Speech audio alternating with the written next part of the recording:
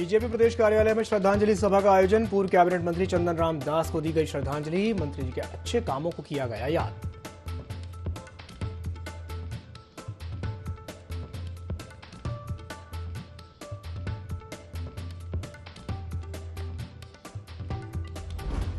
बद्रीनाथ धाम में स्वच्छता के लिए आगे आए आईटीबीपी के जवान। मंदिर के पास पहाड़ियों और वाटर सोर्स को स्वच्छ रखने के लिए चलाया गया अभियान। तीर्थयात्रियों से भी साफ सफाई रखने की अपील। चारधाम यात्रा में खराब मौसम ने डाला खलल। तेज हवाओं के साथ बर्फबारी जारी। प्रशासन ने रोकी केदारनाथ यात्रा। लोगों से सुरक्षित जगह पर जाने की अपील।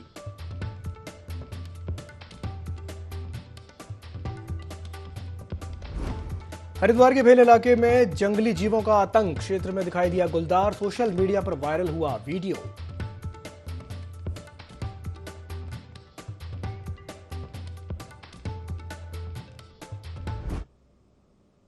नमस्कार, देवभूमि लाइव में आप सभी का स्वागत है। मैं हूं आपके साथ दिव्यांशु जोशी। एक तरफ जिला प्रशासन चारधाम यात्रा में अपनी पूरी ताकत झोंक रहा है, तो वहीं दूसरी ओर सुलभ सेवाएं यात्रियों की परेशानी का सबब बनी हुई हैं। सुलभ इंटरनेशनल यात्रियों को सुविधाएं मुहैया नहीं करा पा रहा है। आपको बता दें कि चारधाम यात्रा में सुलभ इंटरनेशनल शौचालय की व्यवस्था करता है, पर जमीनी हकीकत तो कुछ और ही बयां कर रही है।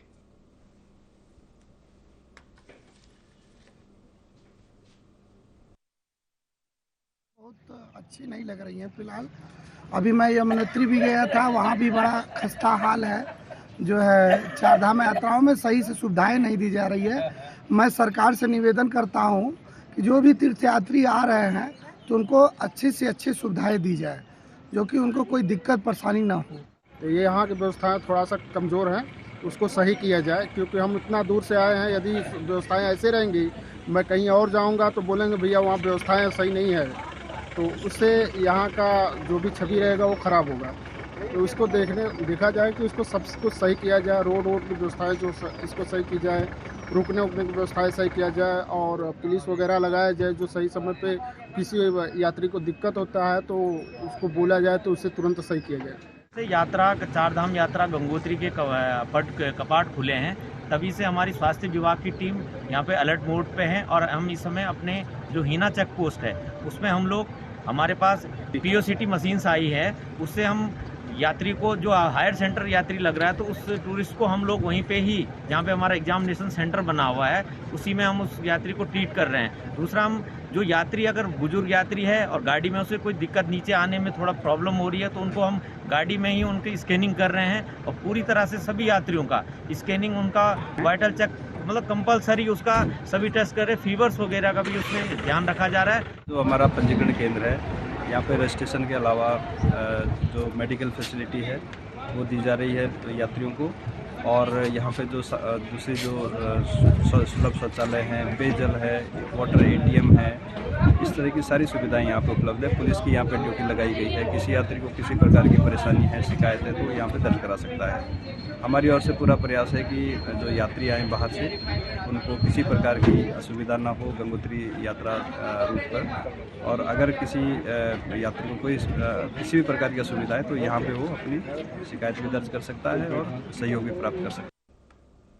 हरिद्वार की डाम कोठी में राष्ट्रीय पिछड़ा वर्ग आयोग अध्यक्ष हंसराज गंगाराम अहीर की अध्यक्षता में एक बैठक का आयोजन किया गया, जिसमें अहीर ने अधिकारियों से कई विषयों पर बातचीत की।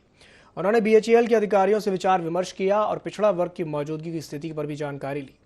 बीएचईएल हरिद्वार यूनिट में कुल कार्मिकों और ABCD ग्रुप में कितने पिछड़े वर्ग के कर्मचारी हैं, तो वहीं अधिकारियों ने यह बताया कि कर्मचारियों की कुल संख्या में से 973 कर्मचारी बीएचईएल में पिछड़े वर्ग से हैं तथा आरक्षण के रोस्टर का आरंभ से ही पालन किया जाता है और समय समय पर आवश्यकता अनुसार सभी को प्रशिक्षित भी किया जाता है।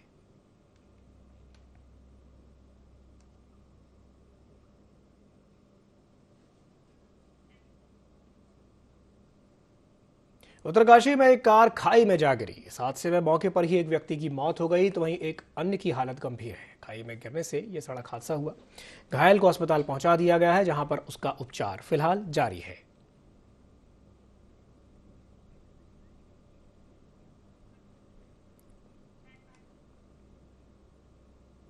बागेश्वर में बिजली की घटनाएं कहर बरपा रही हैं, जिससे जान माल का बड़े ही पैमाने पर नुकसान भी हो रहा है। आपको बता दें कि आसमान पर बादल गरजने और ठनका गिरने से कई मवेशियों की मौत हो चुकी है।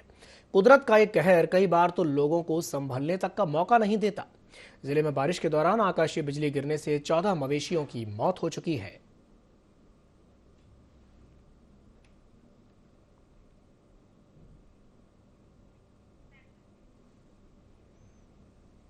उत्तरकाशी जनपद के डुंडा प्रखंड के सौंद गांव से एक दुखद घटना सामने आई है, जहां तेज आंधी तूफान से गौशाला पर चीड़ का पेड़ गिर पड़ा और हादसे में 2 भैंसों की मौके पर ही मौत हो गई और 2 लोग गंभीर रूप से घायल हो गए। घटना की सूचना मिलते ही पुलिस मौके पर पहुंची और घायलों का रेस्क्यू करके राहत और बचाव कार्य में जुट गई। तो वहीं घायलों को अस्पताल भेजा गया है, जहां पर उनका उपचार जारी है। में अभी बहुत ज्यादा तूफान हुआ।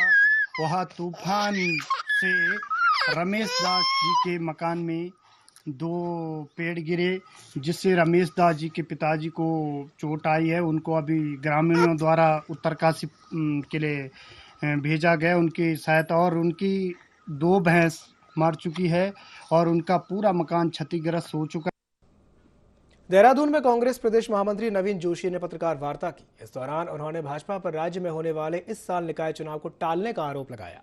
दरअसल नवीन जोशी का कहना है कि बीजेपी चुनाव से पहले ही हार मान चुकी है। अब तक ओबीसी आरक्षण का मुद्दा पूरा नहीं हुआ है। ऐसे में इस साल नवंबर में होने वाले चुनाव को सरकार लोकसभा चुनाव के बाद कराना चाहती है। इसी के साथ ही महामंत्री ने देहरादून मेयर सुनील उनियाल गामा की आय से अधिक संपत्ति के मामले की भी जांच की मांग की है। आज एक समाचार पत्र में पढ़ रहा था कि ओबीसी का आरक्षण तय नहीं हुआ, इसलिए चुनाव आगे जाने निश्चित है, 5-6 महीने आगे जाने। जो नवंबर में चुनाव होने हैं, भारतीय जनता पार्टी तो पहले ही हार मान चुकी है, क्योंकि जो चुनाव अक्टूबर नवंबर में होने हैं उसको ये लोकसभा चुनाव के बाद लेके जाना चाहती है। और भारतीय जनता पार्टी का संगठन किस प्रकार से मजबूत है, ये पूरे प्रदेश की और देश की जनता ने देखा।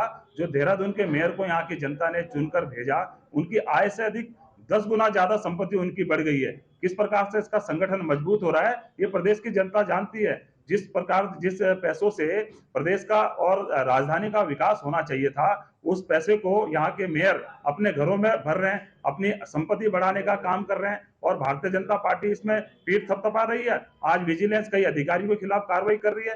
कांग्रेस ये मांग करती है कि जब ये मुद्दा सार्वजनिक हो चुका है, मेयर के खिलाफ आय से अधिक संपत्ति के आरोप लगे हैं, तो सरकार को इसके खिलाफ भी कार्रवाई करनी चाहिए। अगर कांग्रेस का कोई नेता होता है तो उसके खिलाफ सीबीआई, ईडी और दुनिया भर की एजेंसियां भेज दी जाती हैं। लेकिन आज जब भारतीय जनता पार्टी के नेता का नाम आता है तो इस मामले में भारतीय जनता पार्टी चुप है।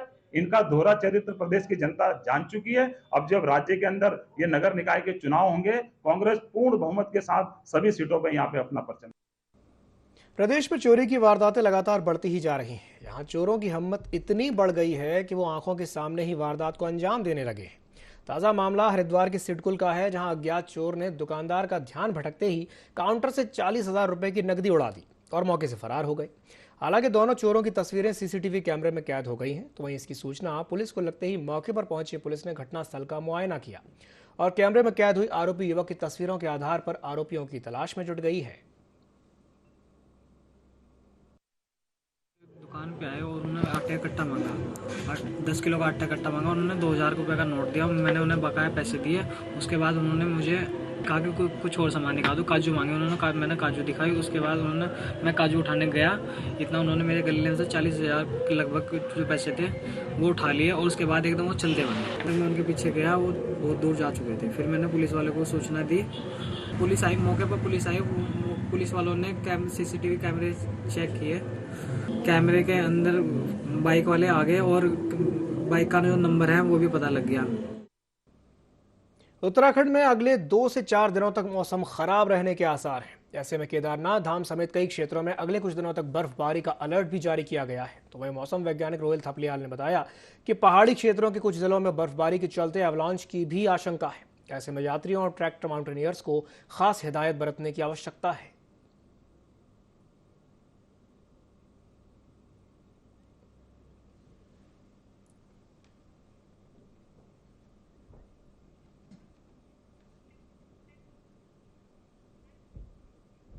देहरादून के नेहरू कॉलोनी थाना क्षेत्र से चोरी का मामला सामने आया है, जिसके बाद इसकी जानकारी पुलिस को दी गई।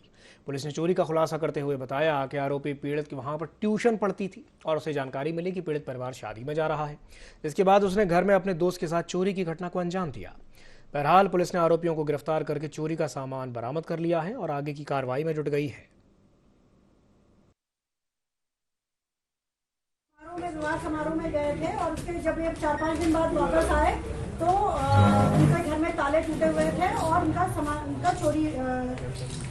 चोरी हुआ था। इस संबंध में मुकदमा पंजीकृत करने के बाद जो फुटेज वगैरह देखी गई उसके पश्चात जो है 2 लोगों की इसमें अरेस्टिंग की गई है। इस वादी की वाइफ से ट्यूशन पढ़ती थी और वहीं पर उसे ये इन्फॉर्मेशन मिली कि जो इनका परिवार है 4-5 दिन के लिए बाहर जाने वाला है और इस इन्फॉर्मेशन को उसने अपने फ्रेंड के साथ शेयर करी और इसके बाद इन दोनों घटना को अंजाम दिया गया। इसमें जो है चोरी की अब जो पूरी ज्वेलरी है वो बरामद हो गई है। 2 से 2.5 लाख की चोरी है जिसमें कि ये ज्वेलरी जो है पूरी बरामद हो गई है। जोशीमठ में आई आपदा में केंद्र सरकार की टीम ने सर्वे पूरा कर लिया है। इस सर्वे के आधार पर आपदा प्रभावित परिवारों को केंद्र सरकार की तरफ से राहत राशि दी जाएगी। आपदा प्रबंधन के सचिव रंजीत सिन्हा ने बताया कि बद्रीनाथ की यात्रा शुरू हो गई है। यात्रा के प्रमुख पड़ाव जोशीमठ में अब कुछ भी चिंताजनक नहीं है। प्रशासन ने प्रभावित लोगों के सामने दोनों विकल्प रखे हैं, जिसमें प्री फैब्रिकेटेड मकान और मुआवजा शामिल है। इसी के साथ साथ यात्रा में आपात स्थिति को मद्देनजर रखते हुए एक टीम भी गठित की गई है जो पूरे हालात पर नजर रखेगी। ज्वाइंट टीम थी, इसमें भारत सरकार एनडीएमए के लोग थे और हमारे उत्तराखंड के भी टीम थी और दोनों ज्वाइंट टीम ने पूरे जोशीमठ का निरीक्षण किया है। ये पोस्ट डिजास्टर नीड असेसमेंट है, जिसमें कि किस तरह से लोगों को रिहेबिलिटेट किया जाए और क्या वहाँ स्टेबलाइजेशन के लिए कार्य किया जाए, इस संबंध में एक असेसमेंट करके गई है। वो टीम अपनी रिपोर्ट भारत सरकार को सौंपेगी, उसके बाद उसमें अग्रेतर कार्रवाई।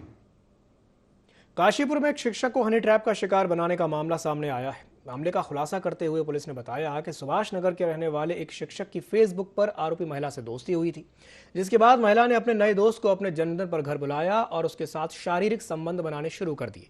लेकिन तभी घर में छिपे युवती के पति और साथियों ने शिक्षक की आपत्तिजनक स्थिति में वीडियो बनाना शुरू कर दिया और वीडियो लीक करने की धमकी देते हुए 2 लाख रुपए की मांग की और मौके पर शिक्षक से 30,000 रुपए पेटीएम करवाकर उसका मोबाइल और स्कूटी भी छीन लिया। पीड़ित शिक्षक ने पूरा मामला टीआई को बताया, जिसके बाद पुलिस ने कार्रवाई करते हुए आरोपी युवती और उसके साथियों को गिरफ्तार कर लिया है। पुलिस ने आरोपियों के पास से 20,000 रुपए नकदी भी बरामद की है। मामले का खुलासा करते हुए पुलिस ने सभी से फेसबुक पर मिलने वाले अनजान दोस्तों से सतर्क रहने की अपील की है।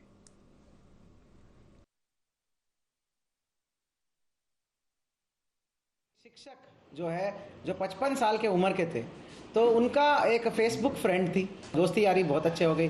फिर उस महिला ने, उस लड़की ने टीचर साहब को बुलाती है कि अपने ही घर पे बर्थडे सेलिब्रेट करने के बहाने, बर्थडे सेलिब्रेट करने के बाद जो है संबंध बनाने की स्थिति बन गई।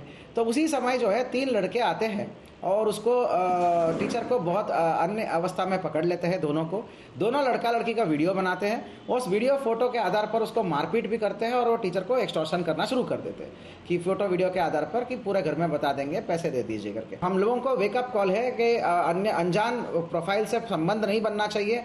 बहुत जल्दी से दोस्ती से संबंध की तरफ जंप होता है तो ऐसे ही चीज़ें होता है।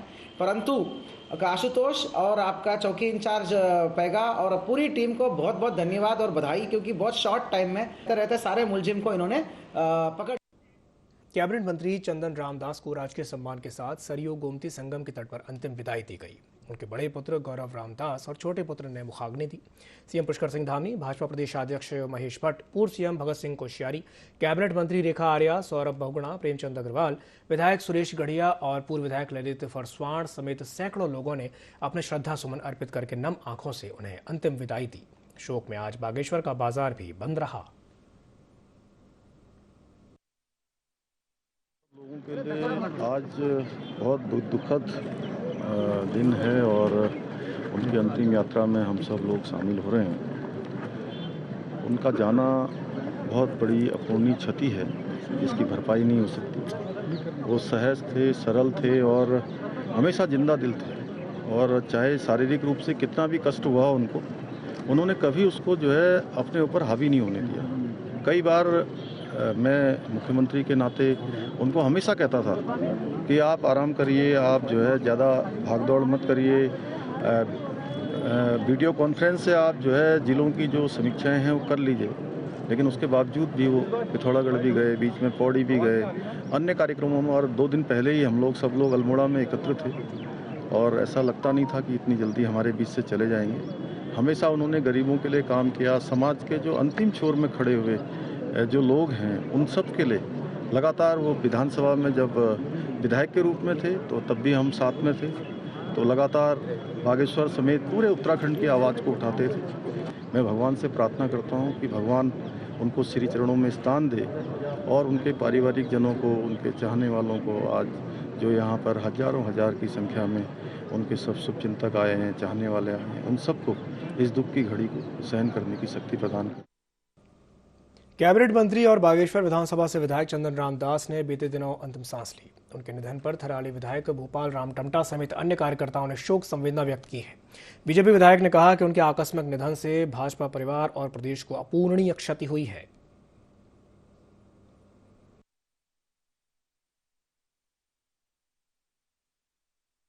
दास जी के निधन से मैं व्यक्तिगत रूप से बहुत ही शोकाकुल हूँ और चंदन राम दास इस प्रदेश के वरिष्ठ नेता, कैबिनेट मंत्री और बहुत ही विद्वान व्यक्ति थे। उनके जाने से क्षेत्र को, पूरे प्रदेश को, पूरी भाजपा को बहुत ही अपूर्ण क्षति हुई है। श्री चंदन राम दास जी के निधन से पूरा क्षेत्र दुखी है और जिस प्रकार उनका सरल स्वभाव, उनका हमारे क्षेत्र में आना जाना और जिस प्रकार से उन्होंने एक राजनीतिक जीवन की शुरुआत की और बहुत लंबे समय तक उन्होंने अपने क्षेत्र पर अपनी सेवा के बल पर, अपने स्वभाव के बल पर, अपने सहजता के बल पर जिस प्रकार उन्होंने अनुकरणीय कार्य किया, निश्चित रूप से पूरा उत्तराखंड आज इसमें दुखी है और मैं उनकी दिवंगत आत्मा की शांति के लिए भगवान से प्रार्थना करता हूँ।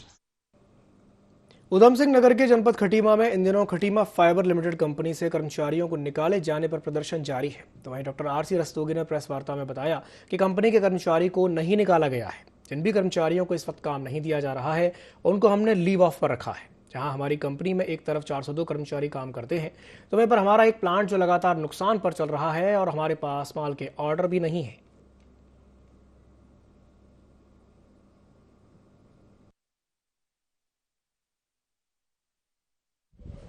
मार्केट में जब ऑर्डर नहीं थे हमारे पास तो हम क्या करें।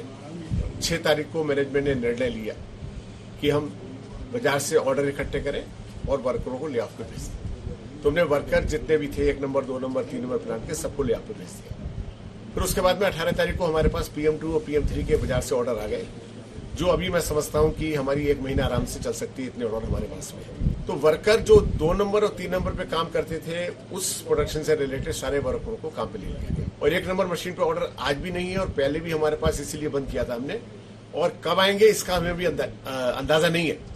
लेकिन जैसे ही हमारे पास में ऑर्डर इकट्ठे हो गए और हम महीने में 15 दिन भी चला पाए उस प्लांट को, तो इन वर्करों को दोबारा हम नियोजित कर देंगे। हमने किसी वर्कर को नहीं निकाला, ले ऑफ पर है। जोशीमठ में हिमालय कृषि पहाड़ और रोंठी पर्वत की तलहटी में भगवान भविष्य बद्री धाम के कपाट सुबह 7:10 पर आम श्रद्धालुओं के दर्शनार्थ खोल दिए गए हैं। मंदिर के मुख्य पुजारी संजय डिमरी ने बद्रीनाथ मंदिर की तरह विधि विधान पूर्वक मंदिर के कपाट खोलने के बाद नित्य अभिषेक पूजाएं संपन्न कराई। भविष्य बद्री भगवान को इस अवसर पर दाल चावल और केसर का भोग लगाया गया। इस दौरान ग्रामीणों ने मंदिर के बाहर जौ की बालियां लगाकर खुशहाली की कामना की। करीब 500 से ज्यादा श्रद्धालुओं ने भगवान भविष्य बद्री के दर्शन किए।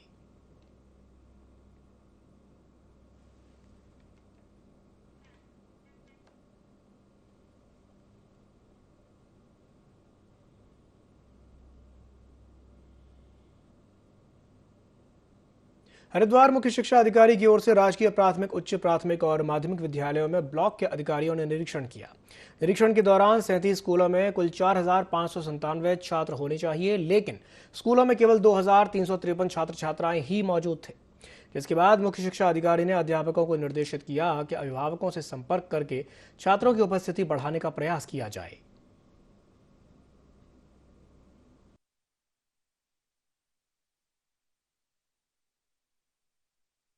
एक औचक निरीक्षण का प्रोग्राम बनाया था जिसमें सभी खंड और हमारे जिला स्तर के अधिकारियों ने कुल 37 विद्यालयों का निरीक्षण किया था और उनको हमने निर्देश ये दिया था कि स्कूल खुलने के समय या स्कूल बंद होने के समय किसी न किसी स्कूल में जरूर रहें। तो वो निरीक्षण करने के बाद जो हमारे पास रिपोर्ट आई है तो ऐसी सूचना, जितने स्कूलों का निरीक्षण किया गया उनमें ऐसी कोई सूचना नहीं आई कि जिसमें अध्यापक समय पर न पहुँच रहा हो या समय के बाद पहुँचा हो। एक चीज़ जरूर देखने में आई है कि जो बच्चों की उपस्थिति है वो लगभग 50% से कम है। तो चूँकि बच्चे नहीं आ रहे हैं तो उसके बारे में जो हमने टीचर्स से बात करी तो उन्होंने ये कहा कि चूँकि इस समय ईद चल रही थी और ईद में बच्चे अपने रिश्तेदारी में जाते हैं तो वो थोड़ा 2-4 दिन का समय और लेते हैं, इसलिए बच्चे नहीं आ रहे हैं। फिर भी हमने उनको निर्देश ये दिया कि आप अभिभावकों से संपर्क करें और रेगुलर कक्षाएं लगाएं। उनको गार्जियंस को भी ये पता चले कि पढ़ाई प्रारंभ हो। मसूरी मॉल रोड के सुधारीकरण के दौरान एक हादसा हो गया। एक ट्रक मॉल रोड की रेलिंग तोड़ करके मुख्य मार्ग में गिर गया, जिससे चालक गंभीर रूप से घायल हो गया है। घायल को अस्पताल में भर्ती कराया गया, जहां उसकी स्थिति नाजुक बनी हुई है। दरअसल अचानक मॉल रोड धंसने से कारण यह हादसा हुआ था, जिसमें ट्रक लगभग 60 मीटर नीचे मुख्य मार्ग पर जा गिरा, जिससे वहां खड़े वाहन क्षतिग्रस्त हो गए और चालक को गंभीर चोटें भी आईं। इस घटना के बाद से शहरवासियों में डर का माहौल है और कार्यदायी संस्था पर प्रश्न चिन्ह भी लगने लगे हैं। दर्दनाक घटना है। आज तक इतिहास में कभी माल रोड से कभी भी कोई ऐसा ट्रक नीचे नहीं गिरा। ये गुणवत्ता पे सवाल खड़े हो रहे हैं। माल रोड की जो सौंदर्यीकरण किया जा रहा है उसकी गुणवत्ता पे सवाल हो रहे हैं। बड़ा लोडर ट्रक जो खुद उस कार्यदायी संस्था का था वो खुद गिर गया और जो ड्राइवर है वो भी गंभीर रूप से घायल है। तो मैं तो यही कहना चाहूँगा कि इसकी उच्च स्तरीय जाँच होनी चाहिए और जो माल रोड की जो दुर्दशा है, जो गुणवत्ता पे जो सवाल खड़े हो रहे हैं उसकी भी जाँच की जाए और माल रोड का जो कार्य है वो अतिशीघ्र पूरा किया जाए। देहरादून पुलिस को सफलता हाथ लगी है। आपको बता दें कि रायवाला पुलिस ने 3 शातिर चोरों को गिरफ्तार किया है। साथ ही साथ उनके पास से 7 लाख की ट्रैकिंग मशीन भी बरामद की है। दरअसल ऋषिकेश क्षेत्र में गैस पाइपलाइन बिछाने का काम चल रहा था, जहां पर ट्रैकिंग मशीन लगी है, जिसको पकड़े गए आरोपी चोरी करने की योजना बना रहे थे।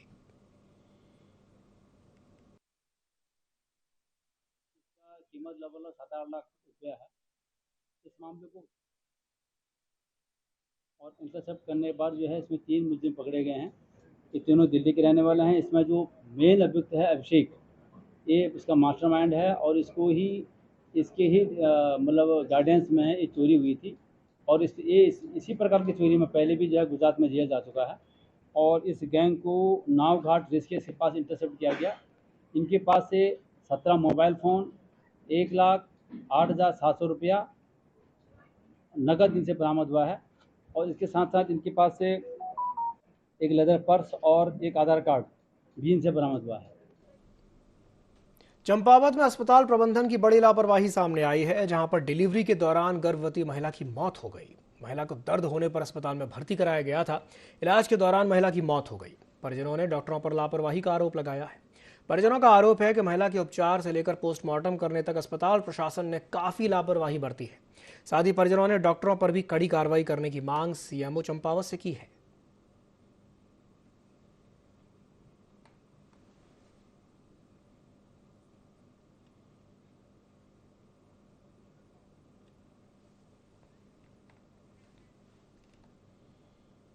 लक्सर में कुछ दिनों पहले कार्यक्रम के दौरान मौजूदा विधायक उमेश शर्मा और निवर्तमान विधायक कुंवर प्रणव सिंह के समर्थकों के बीच लड़ाई हो गई थी, जिसके बाद मौके पर पहुंची पुलिस ने वहां पर जांच पड़ताल की और मामला दर्ज करके कार्रवाई शुरू कर दी है।